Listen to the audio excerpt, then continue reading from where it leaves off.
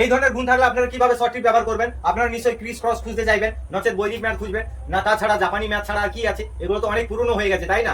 আজ আমি আপনাদেরকে এই সংখ্যাগুলি আচরণ সম্পর্কে এমন ট্রিক দেখাবো কখনো আজ পর্যন্ত কেউ কোনোদিন দেখায়নি। আসুন কিভাবে করতে করে দেখাই। দেখুন এখানে 3 এবং 4 গুণ করুন পরস্পর, 2 আর 2 গুণ করুন, 1 আর 1 গুণ করুন, তাহলে দেখুন 3 আর 4 গুণ করলে কত হচ্ছে 12, 12 কত হচ্ছে 2, হাতে কত 1 রয়েছে। এবার 2 আর 2 গুণ করলে কত হচ্ছে 4, ওই 1টি যোগ করে দিন, কত হলো 5, হয়ে গেল। এবারে 1 আর 1 গুণ করলে কত হচ্ছে 1, হয়ে গেল। সংখ্যাটা কত দাঁড়ালো 152। এই 152 সংখ্যাটির আগের সংখ্যা কত 151, দেখুন 151 হয়ে গেল। এবারে আমরা কি করব, এই যে মাঝখানটা জাস্ট ক্যারি করে দিই, কত হচ্ছে দেখুন, এই যে মাঝখানটা 1 এবং 1 2 করে দিই, তাহলে 152 5 2, এটি হলো রাইট অ্যান্সার। এটি হচ্ছে সংখ্যার চরিত্র।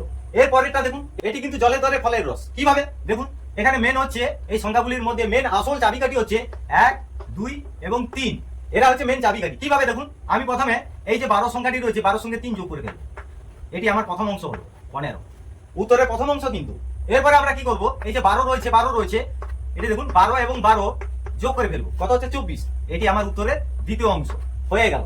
এরপরে আমরা কি করব, দেখুন 1 2 3 যে রয়েছে, দেখুন 1 2 3 এর সঙ্গে যে এই যে 15 সংখ্যাটি প্রথমে বেরিয়েছিল যোগ করে ফেলুন, কত হচ্ছে 138, এটি কিন্তু আমার তৃতীয় অংশ উত্তর।